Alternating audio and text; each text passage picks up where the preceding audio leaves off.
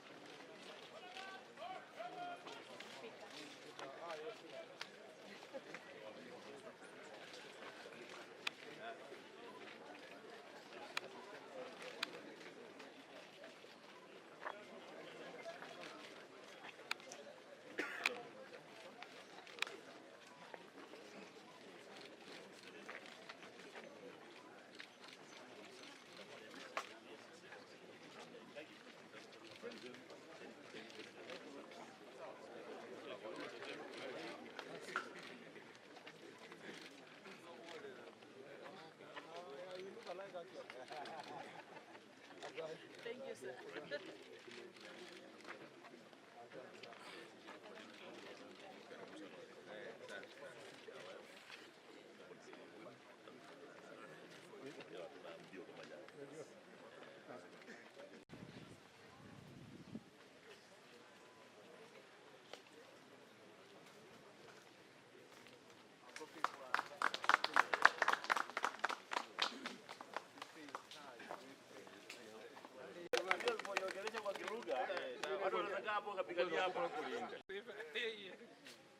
Hii usipoongelesha kwa Kikwenu.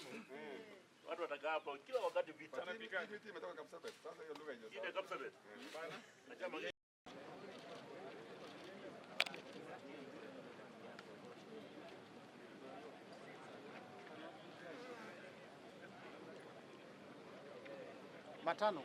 Matano hapa.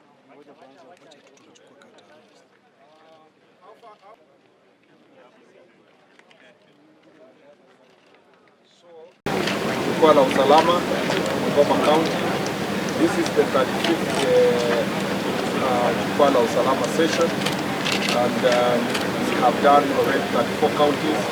This week we are concentrating on Western region. Yesterday we were in Busia, and they have just finished the security briefing meeting. There are a number of issues that are maybe pertinent for me to report to you. Through you to the people of Kenya, and particularly also the people of Bungoma County. Again, the issues are the same for border counties in the western part of the country, from Homa Bay, Siaya, here in Busia, here in Bungoma, and next door in Trans Nzoia. We are facing fairly similar issues. Now, I can confidently say that except for Homa Bay and Migori, I have visited the entire, Homa Bay, Migori, and of course the three northeastern counties, that is Mandera, Wajir and Garissa. I have visited the rest of the border counties. Most of the challenges we face in border counties are related to neighboring the next country, and a lot of it is around smuggling of goods. Unfortunately, some of these goods are contraband, and particularly goods that are actually damaging human life.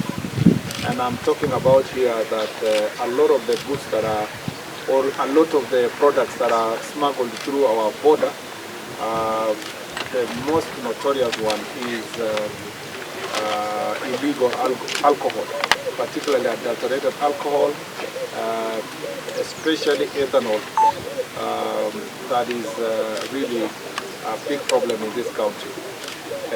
I am very happy to note that in the last few months, after we came from Jukwaa Usalama in Tanzania, there has been intensified operation by the county security team on this particular area. I have interrogated the number of cases that they have done in the last few weeks, in few months. I am also happy to note that very good leads are being followed. The main buyers and distributors of this county are being zeroed in on. I have been briefed on a number of individuals and companies and associates of people who are doing this business and collaborating with persons across the border. I am happy with the progress made so far, but it can be better. And therefore we have agreed that the team in Bungoma, Busia, Tanzania, and Kakamega and other counties here are going to be supported from the national government, national level, and there will be a rapid response team that will come to support them, and I expect even greater crackdown on this issue of adulterated alcohol. We have also realized that, and that is the same problem we noticed yesterday in Busia, is the argument of this argument that the challenges of porous border, like the border in Oaxaca, Chepkube. There is also two other borders between Oaxaca and Busia border, and so Nambale. So we have that challenge of generally having certain designated areas that vehicles can pass through, and we have no proper presence of the customs and the immigration officers. Again, we are going to sit down to work on this. There has been many promises about the Oaxaca border, particularly because there is a government of Uganda presence on the other side, and our presence is very minimal, including the road that we had promised in the Oaxaca side. I'm happy that so far it's been transferred to Kenya. What's remaining now is to upgrade. You know, the it's called the Matisi Bridge. Malakisi Bridge, sorry. Malakisi Bridge is also under construction now. What's remaining is the completion of the road, and we want to make Oaxaca a more formal border point that can help us also to deal with these issues of smuggling. Luckily, our ministry is part and parcel of the team that is one that monitors issues of border points.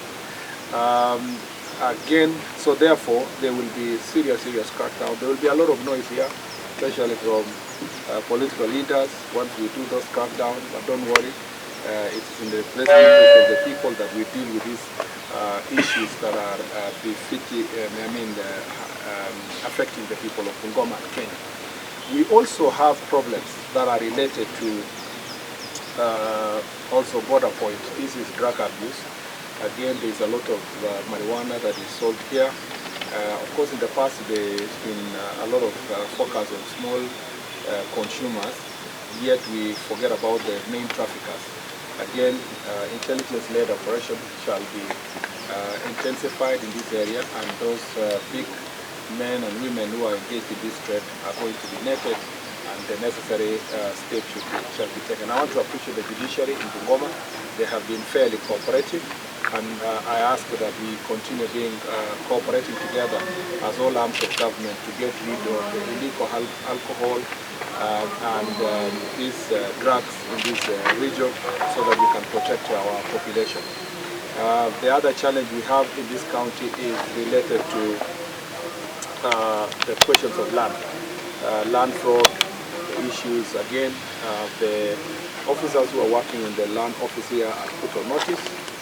Again, investigations are ongoing. A number of them shall be held accountable for the land fraud cases in this area that are causing other problems, which is basically fueling conflict within families, among communities.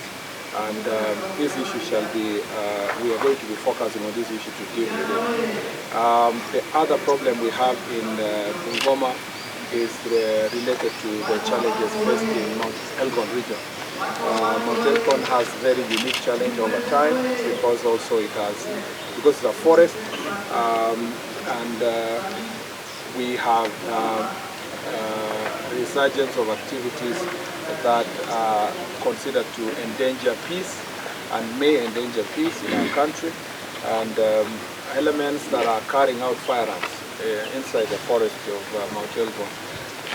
We have told the National Police Service now, beyond the county security team, to also work with multi-agency team to flush out any individual that may be a Kenyan or from outside our country that may be hiding in that forest. We do not want to go back to the old days where we have had issues in that place, and we are going to be doing multi-agency operations in that area, particularly to protect the forest. Because if Mount Elgon is depleted, there is no Bungoma and there is no Kenya. The reason why this county is called the food basket of part of the food basket of Kenya is because of the presence of Mount Elgon and the water sources and the protection of the environment. If we don't do so, we will be making a big mistake. As a result, there will be a multi-agency team that is beyond Kenya Forest in Bungoma. Is the presence of goons that are causing havoc and violence in this county.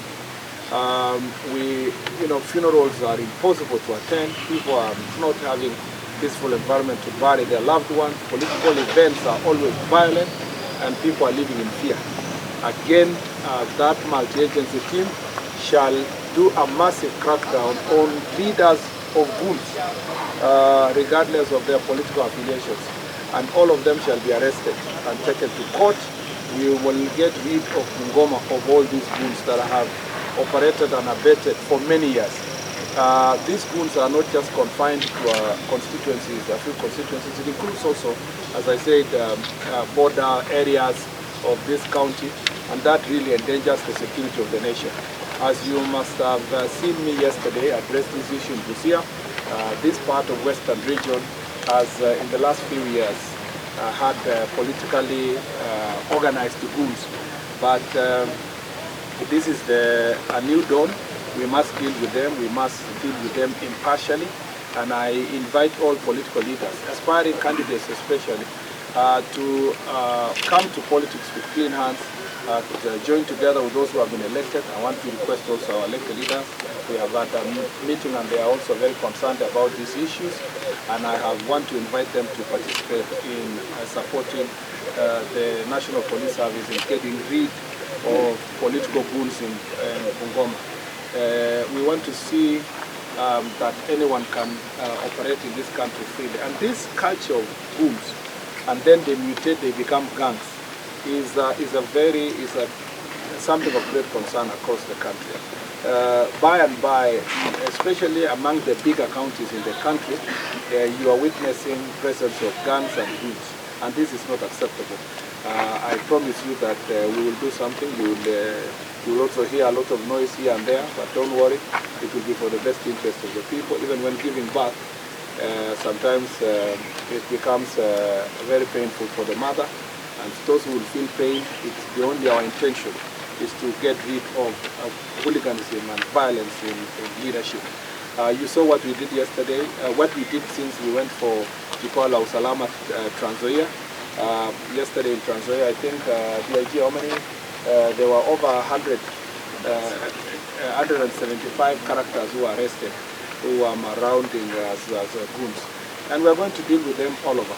In fact, we've come to notice, and you've seen this conversation even in Nairobi and here in Bungoma, that part of the problems of mugging and violence is also being perpetrated by persons otherwise known as street children. But they are not children. They are of significant adult age, yet they pose as street children. They behave like they don't have homes, and they cause muggings and attacking people, both in Trans Nzoia here, and you saw them in Nairobi. Again, something is being done to make sure that that issue is addressed decisively. There are other security challenges in this county that we are going to deal with together with... I almost forgot a more serious one. This county is among the leading counties when it comes to defilement, which is a very serious issue. And I'm told that most of the defilement is actually perpetrated by family members. So there is incest that are also defilement. because in this case they are preying on small children, fathers sleeping with their daughters and impregnating them, and so forth. And yet I am told also that in some of the instances community members are trying to shield the perpetrators, and there is a culture that is, says that we should solve this problem locally using communal barazas and so forth. We are not going to accept that situation. And that's the essence of the meeting that we are going to have. I'm going to address the chiefs and assistant chiefs and the OCSs that it is their responsibility to ensure that these people are arrested and these people are brought before court, and that the judiciary will also, the DPP will do their part. We want to, I don't know, this is a very rampant issue in the western part of the country, and I think we have to, even our National Crime Research Institute should also give us more information as to why it's more prevalent here. But even as we do so, the enforcement part of it by the National Police Service must continue. I would have said so many other issues, but that is the essence of Jukwaa la Usalama. I'm very happy with the progress we've made in Jukwaa la Usalama. Sorry I came late, because some of the things we promised to do were being done to the OCSs, and I was in Nairobi to make sure that those issues are, their training is successful, and to also give them some tips on what we need to do going forward. Because we want to foster very good working relationship between the National Police Service and the public. And as you know, in the other places we've gone for Jukwaa, during the Jukwaa la Usalama meeting, based on the issues that have been raised, changes have been made. We have done better operations in the counties where we have visited. Bungoma is no exception. It shall be part and parcel of the issues we are going to deal with. As I said earlier, even theft for crops also is an issue here. The old behavior, I'm told that some of the coffee is also smuggled through one of those border points. Again, it's an issue that we are going to be dealing with. Of course, we are happy that the coffee prices are going up. That is a positive side. But the negative one is, of course, because it's now very priced commodity, then it attracts thieves and interest. Don't run away. You will hear most of the issues. The first question was in relation to the vehicles. That is a big discussion across the country, and I have addressed it at every other meeting. Procurement is ongoing, not just for the police, for the Ngao officers, and for also our prisons. That procurement is ongoing within the Treasury. It's been delayed a little bit, but we are hoping that we can complete within this year, so that we distribute vehicles to a number of the police stations, leased vehicles. The lease program that started about 10 years ago, most of those vehicles have now run out of their time and their usefulness, so they need to be replaced. And also more police stations have been established, so we need more vehicles, and the procurement process for that leasing is ongoing with Treasury. On the issue of, as I said, muggings and all that, thank God we are discussing muggings and these kind of challenges. There was a time we were discussing worse challenges of robbery with violence, and so forth. And even these mugging issues, as I've told you, part of it is perpetrated by so-called street children, organizing themselves in small groups with knives sometimes, and attacking and suspecting citizens. I want to confirm to you that operation is ongoing, and it will continue. It's a continuous issue. And part of the conversation we are having, and we will have also here, is that nothing should wait for a directive policy of cabinet secretary or any other person. That is a daily responsibility of the OCS in the police station. That's what I was telling the OCSs today. Should wait for, unless a very unique challenge that has come out of, a particular issue. But things like theft, mugging, that is a daily responsibility of the police officers within the area. Operations going on those issues in that area. As I told you, even here, some of those complaints are here about small theft and mugging, and we are going to do something to make sure that is addressed. Some of them, of course, are underage, but that's not an excuse. Remember when we went to post for Jukwaa la Usalama, there was resurgence of panga boys, but we have now been able to deal with that issue. So we will deal with it. And if there is any weakness in terms of operational command, we will redeploy some of the officers who have the capacity to help and lead in resolving that issue. The last question was on also another common issue, village elders. Village elders issue, we finished the policy just 2 months ago. We have done the CAB memo, it's going to go to Cabinet, and then Cabinet will give direction on how best we can facilitate the village elders. Remember, we cannot employ them because they are not employable. They are beyond 60 years, some of them older. They don't have specific